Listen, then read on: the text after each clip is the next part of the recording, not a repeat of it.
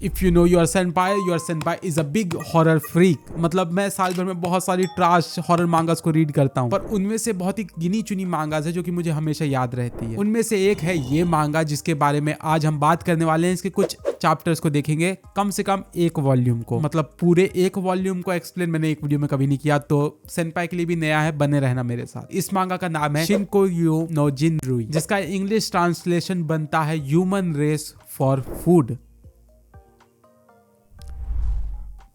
Idea मिल रहा होगा। Starving ominously. Now when I think about it कि ये कितना बड़ा स्टूपिड प्लान था कि मैंने सोचा इस मांगा के बारे में कंप्लीट एक्सप्लेनेशन करना अपने यूट्यूब चैनल पे, बिकॉज ऐसा हो ही नहीं सकता कि अगर मैंने इसके पैनल्स दिखाए हो और कितनी जहर स्टोरी है ये बताई हो तो ये वीडियो डिमोनेटाइज ना हो, बट स्टिल जब सोच लिया तो करते हैं ना। इस मांगा की स्टार्टिंग में हमको दो कैरेक्टर्स दिखाए जाते हैं जो कि अपने जापान के बारे में बात कर रहे हैं, किस तरीके से मार्च के महीने में पूरी 100 डिग्री पार हो चुकी है और फटे तक गर्मी है। वैसे इंडिया भी ऐसा ही होते जा रहा है। न्यूज में बातें फैल रही किस तरीके से बहुत सारे लोग गायब हो रहे हैं और जो बर्थ रेट है वो भी कम होते जा रहा है। ये दोनों कैरेक्टर्स बस में बैठ के अपने फ्यूचर ड्रीम के बारे में बात कर रहे होते हैं, किस तरीके से जो इसका एमसी का दोस्त है काजू, जिसका नाम है ब्लैक हेयर वाला, उसका ड्रीम है एक कमरोलॉजिस्ट बनना, मतलब क्लाइमेट वगैरह को समझने वाला, बिकॉज उसके ग्रैंडफादर्स की डेथ हो गई थी हीट स्ट्रोक से, गर्मी से। और अपना एमसी एक पेंटर बनना चाहता है, क्यों? बिकॉज आगे पता चलेगा। तभी एमसी नोटिस करता है कि जितने भी बस में लोग बैठे हुए हैं सभी सब सो चुके हैं, गिर पड़ चुके हैं, बेहोश हो चुके हैं बेसिकली, और जो ड्राइवर है उसने एक मास्क पहना हुआ है और पॉइजनस गैस की वजह से सब लोग बेहोश हो चुके हैं। अब जब अपने एमसी की आंखें खुलती है तो वो बहुत सारी बॉडीज के ऊपर होता है और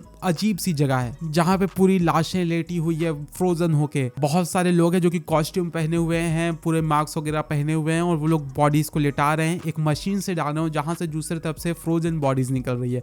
और अगर आप नोटिस करोगे वो कोई भी ह्यूमन बॉडी पतली नहीं है, थिन इंसान की नहीं है, सभी थिक और बहुत ज्यादा मोटे हैं, जस्ट लाइक हेंटाई मिल्क्स। और वो बॉडीज को फ्रोजन करने के बाद जस्ट लाइक जैसे ह्यूमन लोग एनिमल के मीट को फ्रोजन करके काटते हैं, उसी तरीके से वो लोग भी ह्यूमन को काट रहे हैं, वो ह्यूमन से ही जो काट रहे हैं। अपने मेन कैरेक्टर को वो ड्राइवर नोटिस कर लेता है जिस ट्रक से वो लेके जा रहा होता है। वो बोलता है कि तुम टाइप 2 हो, इसीलिए तुम पे वो गैस ने असर नहीं किया, और अपने एमसी को एक जो फावड़े जैसा होता है उससे उसको मार के और वो एक दूसरे जगह पे कैद कर देते हैं। वहां पे बहुत ज्यादा अंधेरा होता है, पर जैसे वो देखता है कि आसमान से, छत से जो है पाइप्स आ रही है और बहुत सारे वहां पे लोग हैं जो कि मोटे हो चुके हैं, बहुत ज्यादा मोटे, और वो पाइप से जो है उस फ्लूइड को या जो भी वो सोल्यूशन है उसको खा रहे हैं। उसे कुछ समझ में नहीं आ रहा होता और ना ही वो वहां से भाग सकता है। और उसको वहां पे उसका दोस्त काजू भी मिलता है जो कि उस फ्लूइड को खा रहा है, और काजू भी उसको वो ऑफर करता है। बहुत ज्यादा वहां पे गर्मी होती है तो वो भी बस एक घुट लेने की सोच ही रहा होता है, तभी एक स्ट्रेंजर आके उसे लॉक कर लेता है। वो स्ट्रेंजर बताता है कि हमें पता तो नहीं ये फ्लूइड क्या है, पर जो भी एक घुट भी इसकी पीता है वो अपने आप नॉर्मल नहीं रहता, वो बस कुछ और ही बन कर रह जाता है और उसे खाते रहता है और ऐसा मोटा हो जाता है। Look at this creepy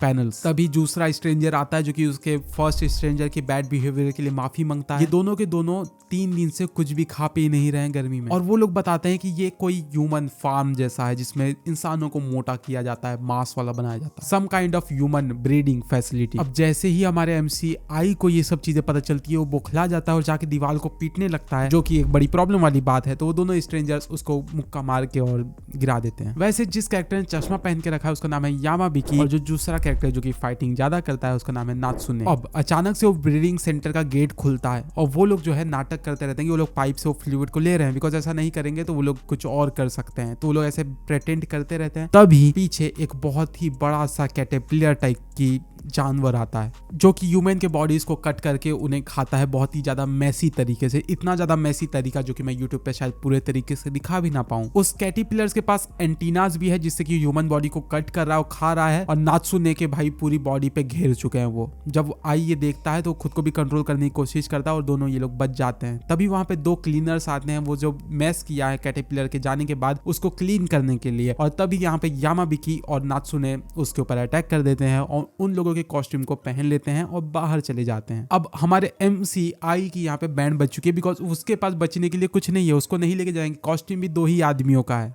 but उन लोगों को आई को लेके जाना पड़ेगा बिकॉज उसके पास फोटोग्राफिक मेमोरी है, मतलब कि जिस चीज को देखता है उसको ड्राइंग करके पूरा बना पाता है और वो लोग उसकी हेल्प से गाइड ले सकते हैं। अब पता चला ना वो पेंटर क्यों बनना चाहता था। अब जब उसको वो लोग लेके जा रहे होते हैं तो काजू को भी जबरदस्ती अपने साथ ले लेता है, और तभी वहां पे और वर्कर्स आते हैं जो कि देख लेते हैं, पर यामाबिकी as a brilliant smart character वो जो है उन्हें मना लेता है कि मतलब हम लोग न्यू हैं तो हमें ज्यादा इन्फॉर्मेशन नहीं पता। अब कहीं से भी जाने से पहले वो लोग बोलते हैं चलो हम तुम्हें कुछ इंटरेस्टिंग दिखाते हैं। वैसे वो वर्कर्स के पास 3-4 आदमी भी हैं जो कि आई पैच लगाए हुए हैं और फॉरहेड के जो भी प्ले के चीजें होते हैं, हथकड़ियां लगी हुई है, कंप्लीटली नेकेड हैं वो लोग। तो वो लोग वहां लेके जाते हैं जहां पे केजेस हैं, पिंजड़े हैं, जेल जैसी जगह है, पूरी की पूरी नेकेड फीमेल कैरेक्टर्स हैं बहुत सारी जो कि एजेड लग रही है। उन्हें कुछ ड्रग दिया गया है जिससे कि वो लोग इंसान के लिए भूखे हो चुके हैं, मैन के लिए, मतलब ब्रीडिंग करने के लिए। और वहां की लड़कियां 50-60 साल की बुढ़ियां दिख रही हैं, बट असलियत में उनकी एज 18 या फिर 20 है बस। बट दे लुक दिस अगली बिकॉज उनको बहुत ज्यादा ड्रग दिया जा रहा है और वो लोग बहुत ज्यादा बच्चे प्रोड्यूस कर रहे हैं। लिटरली 20 बच्चे दे के रखी उसने सिर्फ 18 साल की उम्र में। एक टाइम पे उनके 3 या 4 बच्चे होते हैं। तभी वो मैन को भी एक सीरम से इंजेक्ट करता है जिससे कि जो है वो पूरे पागल जैसे हो जाते हैं, मसल्स उनकी पंप हो जाती है और वो अब जो है सिर्फ ब्रीडिंग करेंगे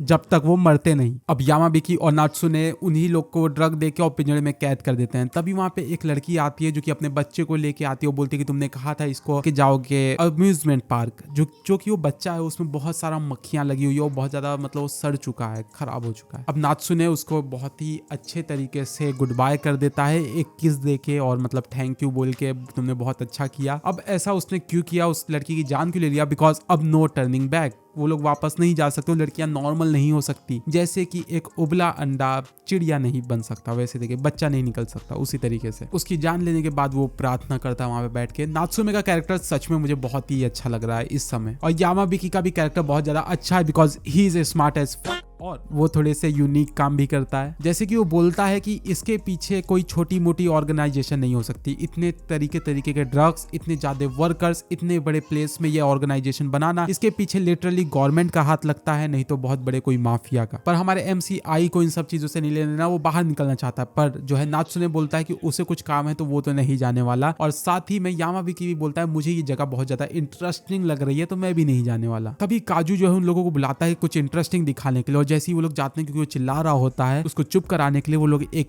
इंटरेस्टिंग चीज देखते हैं। बहुत बड़े बड़े रकून्स जो कि हवा में लटके हुए हैं और ऊपर में स्क्रीन है जिसमें बहुत सारी मल्टीपल भाषाज में लाइक डिफरेंट, वहां पे हिंदी में है, बाय द वे हिंदी में भी लिखा हुआ है, और बहुत सारी मैसेजेस वहां पे रिफ्लेक्ट हो रहे हैं। अब जब वो लोग ये सब देखते ही होते हैं तभी वहां पे कुछ लोग आने लगते हैं, वर्कर्स लोग, और वहां पे एक जो है सफाई वगैरह करने लगते हैं। तभी एक जो है उसमें से निकलने लगता है और वहां से लोग भागने की कोशिश करते हैं, पर बहुत सारे लोग अंदर कैद ही रह जाते हैं। और जब वो अंदर में से फट के निकलता है तो वहां पे एक बड़ा सा मॉन्स्टर जैसा जो कि वो वर्कर्स को ही खाने लगता है, एक काइंड ऑफ मैंटिस टाइप का है। और क्रिएटिविटी देखो, मतलब ये पैनल को किस एंगल से दिखाया जा रहा है, वो लिटरली इंसान की चमड़ी को अलग कर देता है, केले के छिलके के जैसा छिलके को फेंक के इंसान को खा रहा है। और जो मैंटिस है वो लिटरली उस आवाज निकालने लगता है, जो वर्कर है वो उसी की आवाज निकालने लगता है कि आई एम सॉरी, मुझे छोड़ दो वगैरह बोलते रहता है उसी को। ये सारी की सारी चीजें हमारे कैरेक्टर्स एक अलमारी टाइप का होता है, क्लोजेट, उसमें से देख रहे होते हैं, गैप में से। ओके, और यहाँ पे हमारा वॉल्यूम 1 एंड होता है। वॉल्यूम 1 के हिसाब से डैम, ये स्टोरी ने बहुत कमाल कर दिया। बहुत ही अच्छे तरीके से कैरेक्टर को इंट्रोड्यूस कराया, जो थीम है उसको इंट्रोड्यूस करा दिया है, और कोई भी कमी नहीं है। आप हुक होके हो सेकंड वॉल्यूम देखने के लिए, और सेकंड वॉल्यूम के लिए आपको गोल कंप्लीट करना पड़ेगा, तो हम आगे प्रोड्यूस करेंगे। ज्यादा गोल नहीं है, 500 लाइक्स का है, कंप्लीट करो और सेकंड वॉल्यूम को हम कवर करेंगे। और मैं चाहता हूँ इसकी पूरी मांगा सीरीज को कवर करना, बिकॉज आगे और भी बवाल चीजें देखने को मिलेगी। वो लोग अब भाग पाएंगे कि नहीं, बच पाएंगे, कैसे क्या होगा, कौन ये कर रहा है, सब कुछ जानने के लिए आगे हम स्टोरी को कंटिन्यू करेंगे। कमेंट करके जरूर बताना कंटिन्यू करना चाहते हो कि नहीं। फर्स्ट वॉल्यूम के हिसाब से क्या आपके थॉट्स है, क्या सोचते हो भाई, कुछ भी कमेंट करो, मुझे बात करने में बहुत ज्यादा मजा आता है अपने फैम के साथ। बाकी मेरी बाकी रिकमेंडेशन वीडियो देख सकते हो, टॉप 10 हॉरर मांगास के ऊपर बना के रखिए, बहुत सारी मांगास को अनबॉक्सिंग किया था, सब देखो, सेनपाई को हेल्प करो, and I will see you in the next video. Piece.